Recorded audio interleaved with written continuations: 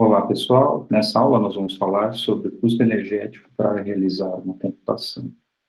Vimos na aula anterior o que era compreendido como uma computação universal e como que isso era, de fato, traduzido em termos de como se pode ou não encontrar no algoritmo. Hoje nós vamos falar de situações e limitações específicas físicas, né, que os sistemas podem, de fato, impor, né, sobre uma determinada computação. Então, como falamos anteriormente, a informação é física. Tudo que você fizer a respeito de armazenamento, processamento, né, e transmissão de informação, de alguma forma você está limitado por fatores físicos. E uma das coisas que sabemos tipicamente, aí, que aprendemos, né, duramente, aí, né, sempre na nossa vida, é que não existe nada que custe zero de energia para ser realizado. A gente sempre precisa pagar algum preço, né, por algo para a realização de uma determinada tarefa. Esse preço, né, não necessariamente monetário, é um preço de custo energético, na verdade. Então, precisamos gastar energia para tentar realizar qualquer uma, né, tarefa explícita. Mas nós poderíamos fazer uma pergunta muito simples. Então, essa pergunta foi feita anteriormente pelo Landauer, e ela é a seguinte: qual que é a energia mínima que é requerida para realizar uma determinada computação, né? Então, existem duas maneiras em que você poderia, em princípio, fazer isso. A maneira usual, que é a maneira irreversível, e que significa que sempre vai haver uma energia mínima requerida. E uma maneira, né, relativamente nova, que é através do que é conhecido como computação reversível, e que requer zero de energia, né? Como que isso é possível? Bom, vamos começar, então, entendendo o que significa esse reversibilidade ou não em termos de computação. Então, vamos supor, aqui eu tenho uma porta NOT, né, aquela operação que ela inverte o bit, seja qual for, se ele for 0, ela inverte para 1, se ela for 1, inverte para 0. Outra, né, consequência dessa porta explícita, por exemplo, se a gente tem essa porta, por exemplo, começando em 0, é que ela inverte a saída para 1.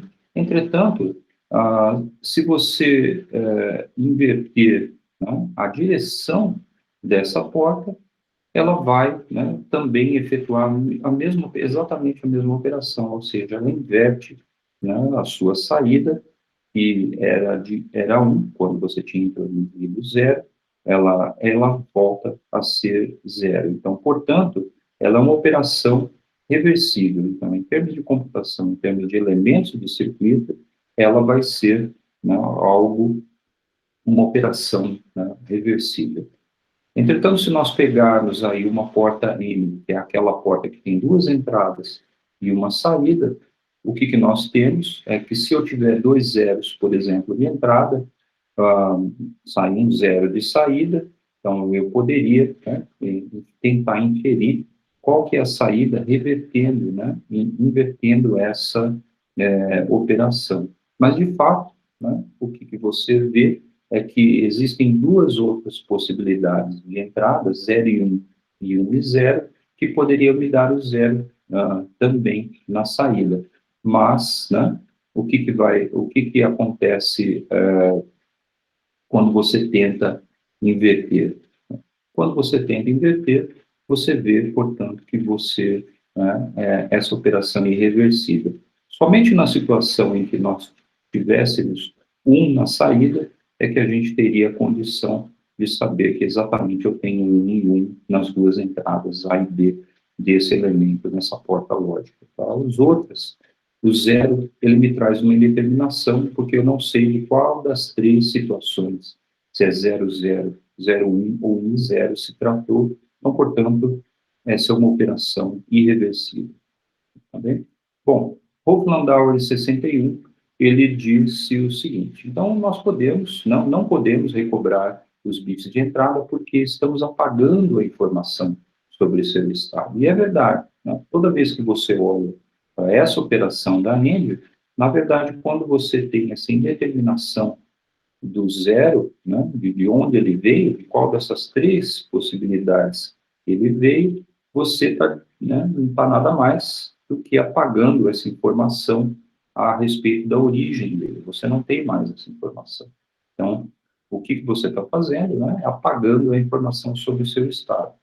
Então, vamos supor, né, como ele, uma situação bastante simples. Vamos supor em que eu codifico o bit de informação numa caixa, tá? Então, eu estou pegando, codificando pela posição dessa molécula numa caixa.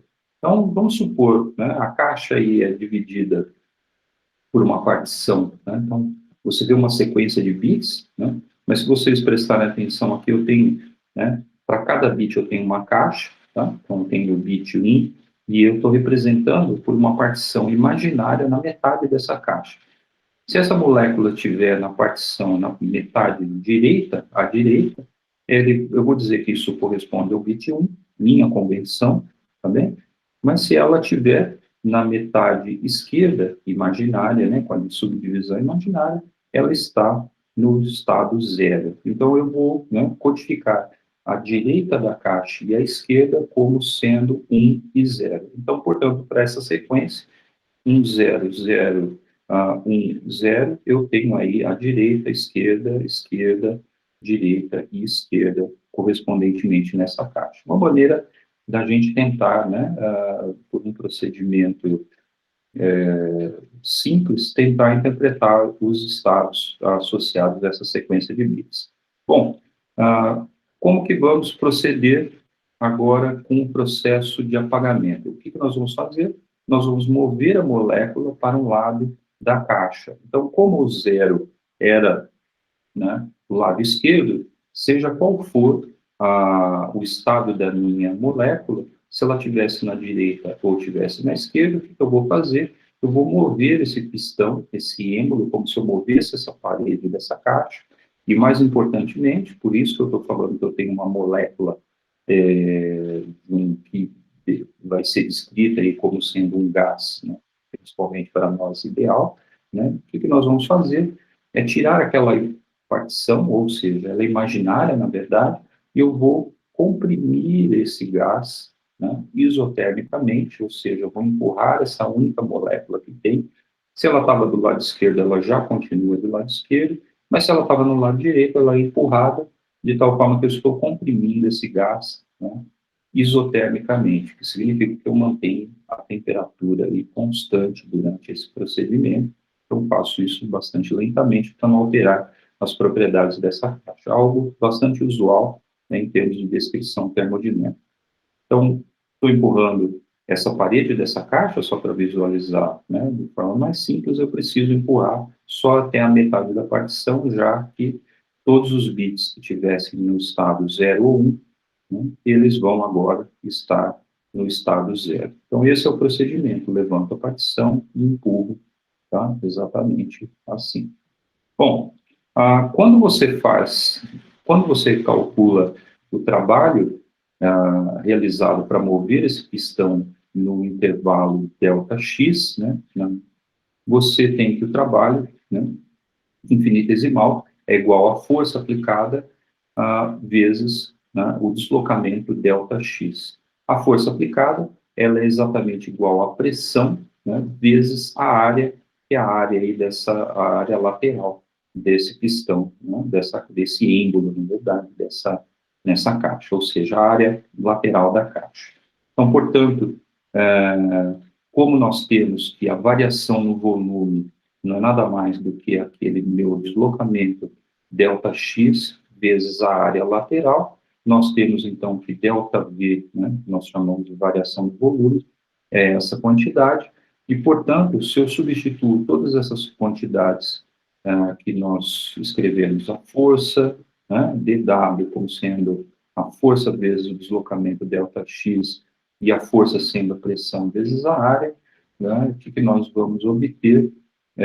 Que você tem que dW não é nada mais do que P dV, ou seja, a variação do volume vezes a pressão que é aplicada, aí usando essa convenção explícita que eu estou escrevendo em termos de sinal positivo, às vezes você vê em termos de convenção com sinal negativo, por conta do deslocamento ter, né, sido negativo, você está diminuindo o volume. Nós vamos escrever, né, dessa forma, tá? E, portanto, se eu supus, como eu disse, que eu tenho aí uma única molécula, essa única molécula, ela não interage com nenhuma outra, a melhor descrição dela é como se nós tivéssemos um gás ideal. Parece estranho, né, mas um gás de uma única molécula, mas é uma boa descrição, na verdade, essa representação. O gás ideal, a equação de estado dele é representada como sendo o produto da pressão vezes o volume igual a N, né, ou seja, o número de moléculas que temos, vezes KBT, KB é a constante de Boltzmann, vezes a temperatura do sistema que foi mantida isotermicamente, ou seja, a mesma temperatura foi mantida constante, tá bem? Então, quando substituímos aqui agora, nessa expressão do trabalho P, dV em função, né, agora dessa equação de estado do gás ideal, o que nós obtemos é que dW vai ser igual a KBT sobre V, dV, né? É isso que nós temos de forma final. Então, se nós quisermos agora calcular o trabalho, de fato, realizado, o que nós fazemos? Trabalho, né, para fazer esse apagamento do estado aí, né, desse bit, né, codificado aí no lado da caixa. Nós variamos agora, integramos, né, o trabalho total vai ser dado, né, pela integração dos dois em ambos os lados, tá? Então, quando eu integro aqui, eu tenho meu trabalho total, a integração desse segundo termo vai me dar, né, a integração nos dois limites de integração, que é o volume inicial ao volume final. Então, portanto, né, essa função KBT não depende do volume, mas o volume aqui eu tenho a integração no volume, isso me dá dV sobre V, que é igual à função logarítmica, né, a Ln. E, portanto, né, como tem os dois limites de integração, isso vai me dar Ln de V2 sobre V1. Quando a gente analisa esses dois volumes, né, sabemos que, na verdade, o volume 2, porque a minha caixa, né, eu fiz uma partição exatamente na metade, o volume 2 é exatamente a metade do volume 1, então, portanto, é isso que a gente vai substituir na nossa expressão. Quando você faz isso, o que você obtém, que o seu trabalho vai ser dado como sendo menos KBT, né, Ln de 2. Então, o trabalho realizado, né, foi um trabalho realizado por você. Você gastou uma energia aí de KBT, Ln de 2, para poder apagar o estado, né, dessa molécula. Então, essa é a energia mínima conhecida como energia mínima para poder apagar essa informação, ou seja, menos KBT, Ln de 2. Observação, né, que nós devemos fazer, esse foi um processo isotérmico, ou seja, a temperatura inicial do gás foi igual à temperatura final, e, além disso, né, a temperatura está associada à energia cinética da molécula, e, nesse caso de um gás, né, ideal no sistema não interagente, sabemos que é igual a KBT sobre 2, a meio de KBT por grau de liberdade. Deve haver, né, isso é muito importante, mantivemos, então, a temperatura constante, né, e se estamos, na verdade, realizando aí, né, um trabalho sobre esse sistema, deve haver algum fluxo de energia, mas na forma de calor, para o meio externo, de tal forma que a energia do gás fique constante, porque a energia interna do sistema de um gás ideal, ela é, né, proporcional à temperatura, portanto, se mantivermos a temperatura constante, a energia vai ser constante. Mas quando eu estou dando energia para o sistema, essa energia tem que ir, né, para algum lugar. Na verdade, ela é dissipada na forma de calor.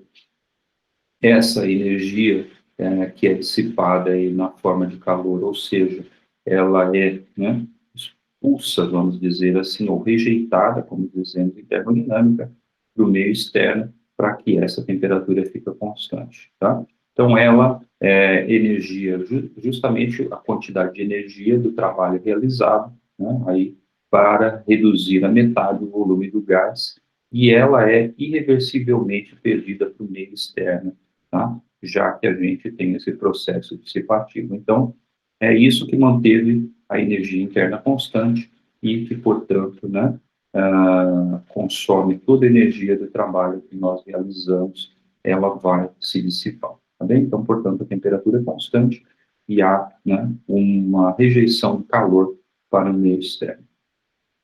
Bom, nesse processo podemos calcular uma outra quantidade, que é em termos da entropia termodinâmica, né? Então, quando você reduz o volume da caixa, nós também estamos diminuindo o número de estados acessíveis, né? E se você lembrar na discussão que fizemos a respeito de microestados e macroestados, estados acessíveis, ou seja, lá na discussão de termodinâmica, de entropia termodinâmica e termoestatística, você vai ver, né, que nós estamos, né, assim como falamos em teoria de informação, aumentando a certeza sobre o impossível estado da molécula. Isso significa, portanto, que a entropia do sistema vai ser reduzida nessa quantidade, né? Nós estamos diminuindo a certeza, diminuindo a entropia, vai ser essa diminuição a KD, né, constante de Boltzmann, vezes o logaritmo de 2, ou seja, um dos bits é apagado aí, então, portanto, com uma energia mínima que é dada em termos de KBT, Ln de 2, e essa é a minha variação de entropia. Na verdade, eu estou ganhando certeza a respeito do estado. O estado, né, ele vai ser justamente a metade, né, portanto, por isso que eu tenho esse Ln de 2, aqui eu estou medindo em termos de logaritmo na base natural, né, e, portanto, que por isso que a gente tem esse LN2, eu estou consumindo aquela minha informação em termos daquele bit, tá? Então, eu tenho... Então, o que está acontecendo? Né? Um dos bits foi apagado, né, com esse custo da energia mínima, KBT LN2, no processo reversível, irreversível, perdão, desse tipo. Bom, na verdade, né, isso foi questionado posteriormente, vocês viram que eu falei em termos de 61, então Charles Bennett, na verdade, falou, né, disse em 73, que existe, na verdade, um procedimento, isso é muito interessante, mas existe um procedimento de realizar isso, né, utilizando apenas passos reversíveis, ou seja, nós podemos realizar aquela computação, então os procedimentos, por exemplo, uma porta lógica, aquela porta lógica que tinha duas entradas e uma saída, na verdade, ela pode ser repensada de uma maneira reversível. Então, Charles Bennett, né, propôs isso. E, na verdade, ele considerou uma situação em que, se você tem um processo que é reversível, na verdade, né, aquele calor que foi dissipado, né, a energia foi perdida por meio ambiente naquele apagamento, você não teria mais, portanto, né, nenhuma energia é gasta, você faz um processo reversível e volta ao estado inicial. Isso significa, portanto, né, que temos algumas diferenças a respeito, né, do que nós acabamos de discutir. A primeira delas é que, nesse tipo de computação, nenhum bit vai ser apagado, né? Então, portanto, né, essa computação é reversível, eu recobro e não perco a informação, né, daquele meu bit inicial e, portanto, eu consigo reverter a computação assim como fazíamos na morte. Mas como? Então, isso é importante. Então, para responder a essa pergunta, nós precisamos olhar para sistemas quânticos e tentarmos interpretar, em princípio, como que eles podem, de fato, afetar aí a nossa codificação de informação, e, nesse caso, especificamente, a reversibilidade ou não desse processo de computação. Então, olha só, primeiramente, vamos olhar, né, vamos fazer a seguinte pergunta: o que pode haver de especial na física quântica, no funcionamento quântico de determinados sistemas? Então, eu vou pegar, para a interpretação do comportamento quântico, eu vou pegar o elemento mais simples possível, que é um elemento que tipicamente você pode ter aí num laboratório, né, um pouco mais sofisticado do que um laboratório óptico normal, porque eu vou supor que eu tenho apenas um fóton, né? Um fóton é o elemento fundamental, né, que compõe a luz, é o quanta de luz, e nesse caso eu vou supor que eu tenho apenas um fóton. Então, o que eu vou fazer com esse fóton? Eu tenho um elemento linear em óptica que é conhecido como divisor de feixes, e esse elemento em particular, eu vou supor um divisor de feixe que ele é um espelho, essencialmente semi-transparente, e permite que 50% da luz incidente passe e, portanto, 50% é transmitida. Desprezamos qualquer tipo de absorção, então 50%, 50-50 é a forma como que esse divisor de feixe é conhecido. Tá? Mas olha só, se o fóton é conhecido como elemento fundamental da luz, né, ou seja, o quanta de luz, ele não pode ser dividido na metade. Portanto, se eu incido esse fóton num dos braços desse divisor de feixe, por exemplo, nesse braço, né, inferior, o que vai acontecer quando você faz esse experimento? Vai haver uma chance de 50% desse fóton, de fato, ser transmitido e uma chance de 50% dele ser refletido, né? É isso que tem que acontecer com esse fóton.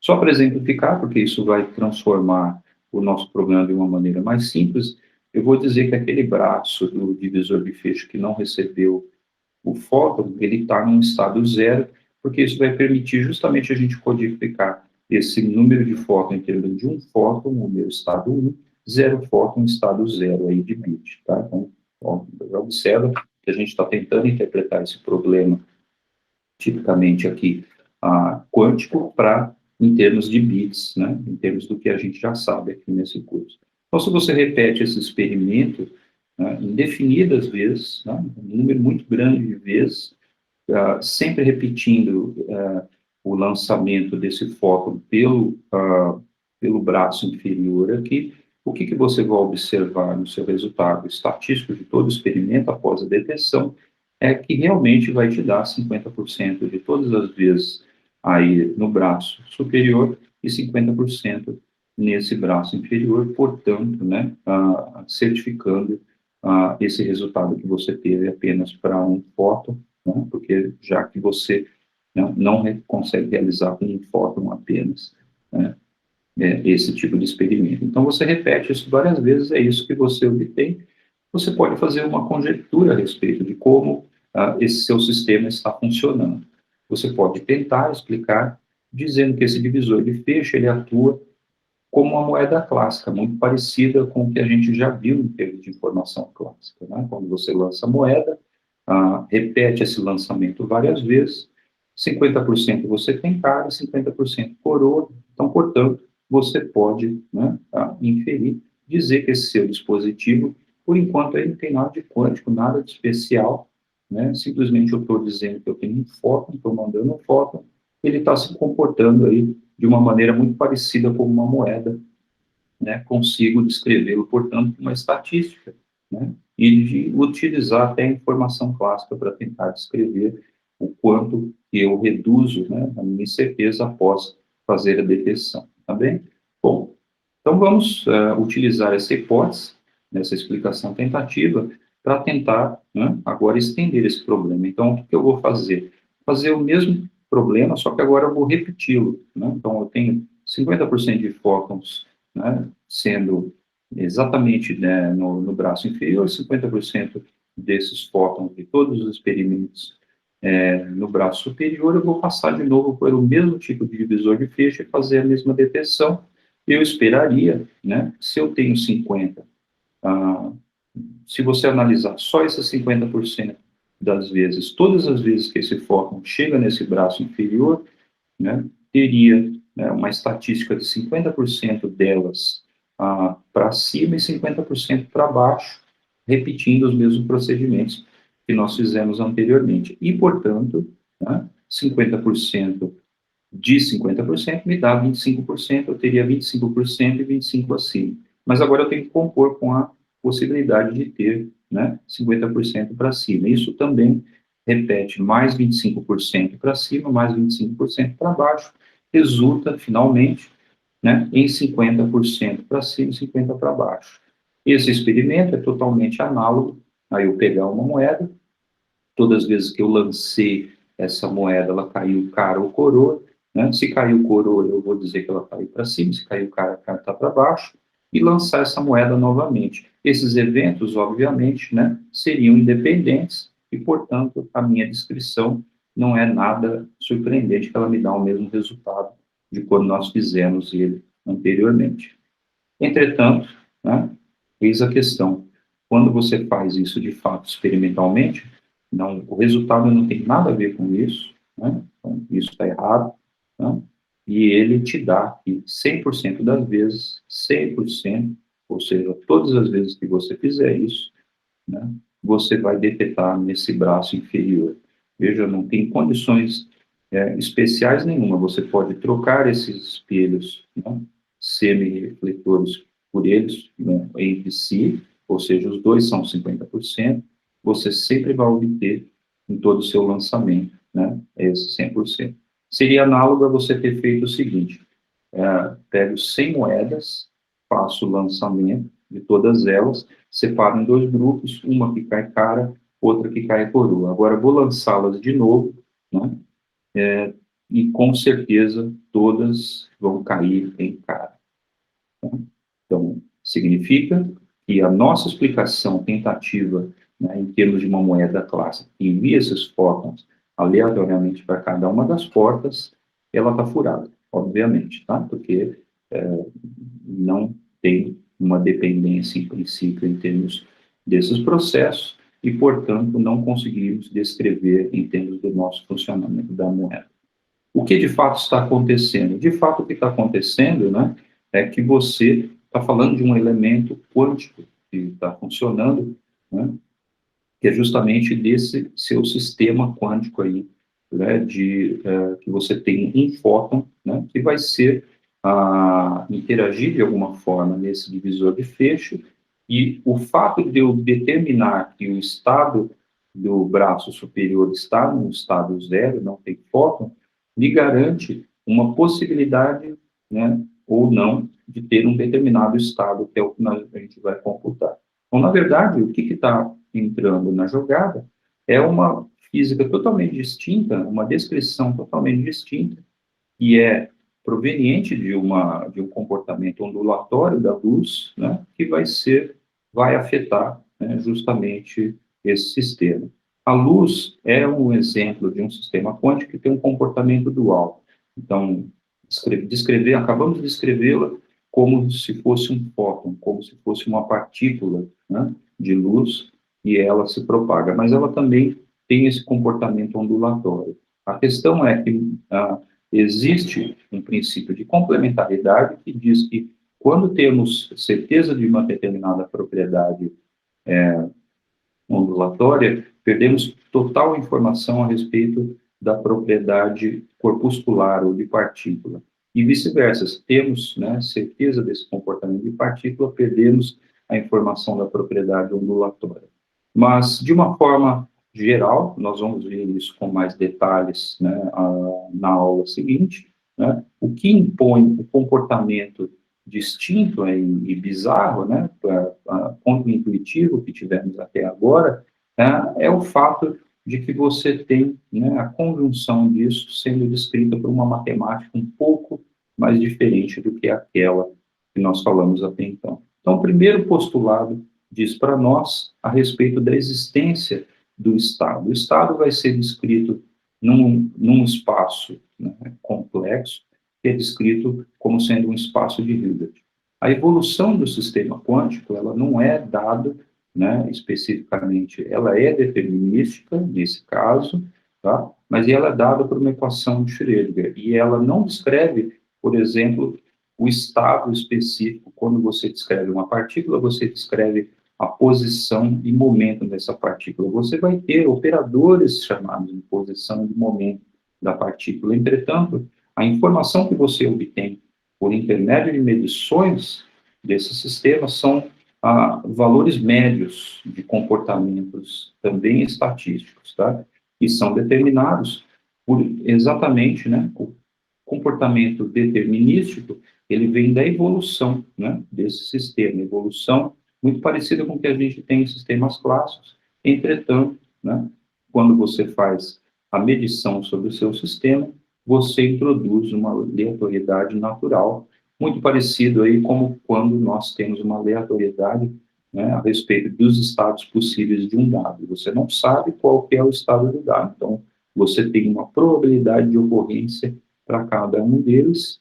Ao final, né, quando você determina o estado final do dado, você sabe, né, com certeza total, ou seja, com entropia nula, você sabe qual que é o estado que foi estabelecido, mas anteriormente não, você tem, né, que descrever esse estado.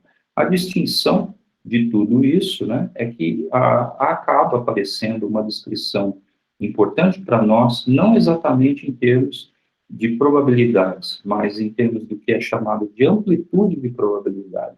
Então, a única distinção, de fato, de sistemas clássicos veio pelo fato de que a equação que governa a evolução determinística desse sistema, ela envolveu um número, um elemento imaginário, tá? E, portanto, um número complexo. É impressionante que é uma distinção tão simples e acaba afetando enormemente o tipo de resultado que nós temos, porque nós temos não uma interpretação direta do comportamento em termos de amplitude de probabilidade, mas para uma descrição correta, nós precisamos considerar essas amplitudes de probabilidade. Isso vai mudar totalmente a descrição do nosso sistema, e principalmente, né, quando falamos, por exemplo, de sistemas compostos. Começa a aparecer uma propriedade distinta, que é chamada de emaranhamento de estados, que são propriedades entre estados que existem, né, em estado conjunto, em que cada um deles individualmente não pode ser descrito por essa descrição de vetor de estado aqui, né, no espaço de Hilbert que nós estamos descrevendo. Ela vai ter que necessitar de uma descrição adicional, que nós vamos falar também sobre, em termos de matrizes ou operadores de densidades, tá? Então, esse emaranhamento, em particular, ele oferece aí comportamentos não locais. Então, supomos que eu tenho duas partículas que são emaranhadas e descritas nesse estado.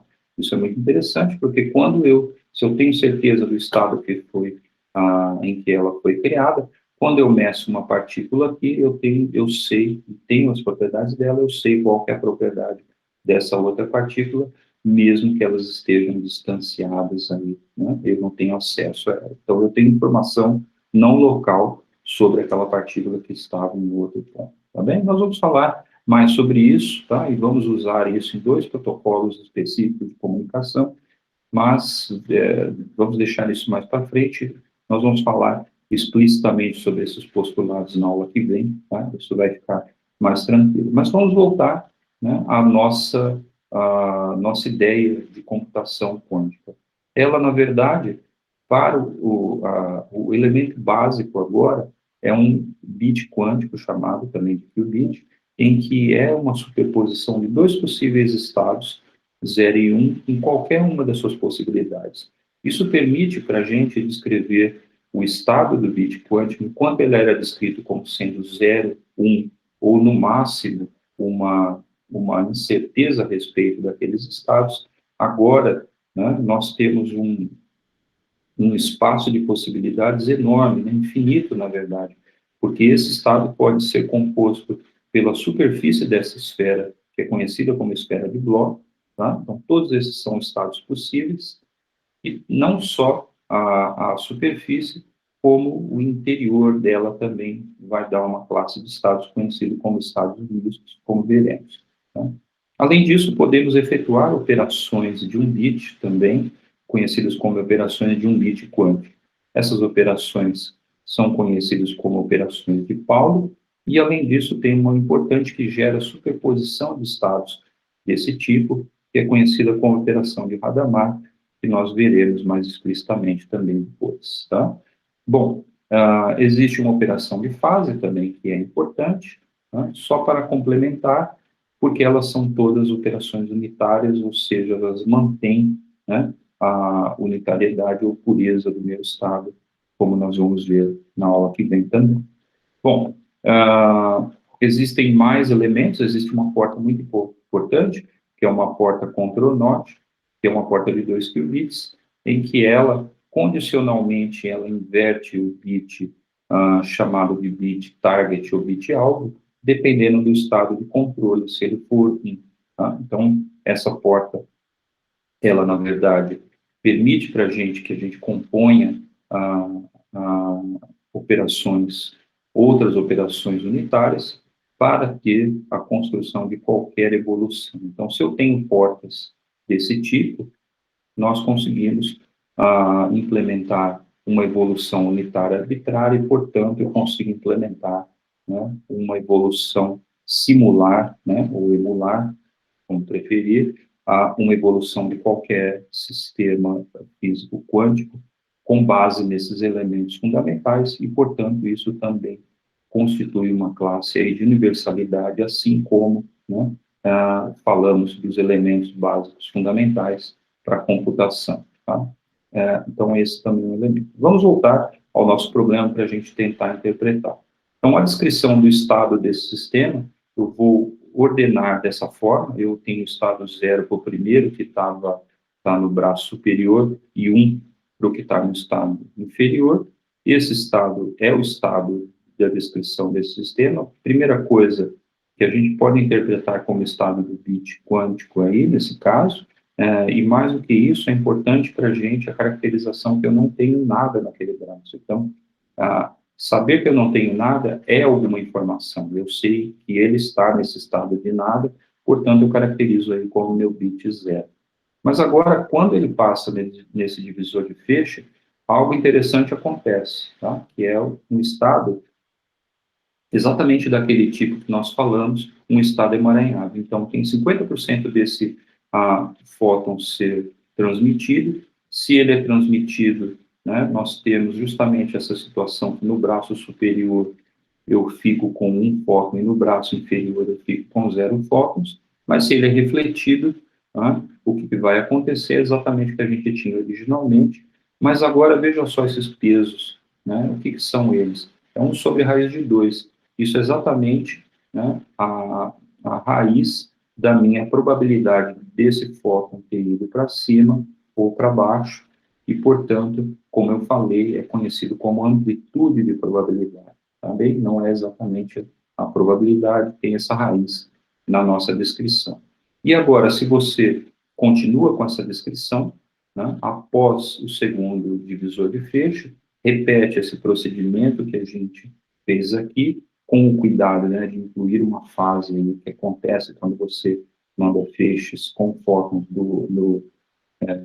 para você ter a conservação de energia do processo, tá? E o que você obtém é exatamente o que a gente observa experimentalmente, ou seja, 100% desses fótons vão chegar no braço inferior, então está tudo, né, tudo perfeito como realmente nós queríamos. Tá? Mais interessante, tá? Retornando à nossa discussão a respeito de reversibilidade ou reversibilidade, se você olhar aqui agora, nesse mesmo experimento que acabamos de fazer, nessas portas, olha só, eu entrei com 1 aqui, se eu olhar nessa daqui, eu saí com 0. Então, posso interpretar, né, essa operação de forma invertida agora. Se eu vou entrar com 0, sairia 1, né, desse lado. Isso não é nada mais do que a nossa porta-norte de um bit quântico que nós descrevemos anteriormente, tá? De um bit clássico, perdão, né? Então, ela efetua essa operação reversivelmente, como a gente esperava. Uma outra operação importante, que é uma operação chamada de porta de Toffoli. Essa porta é uma porta universal, ela permite, né, em conjunção aí, com outras, construir qualquer operação unitária que se possa imaginar em termos de bits quânticos.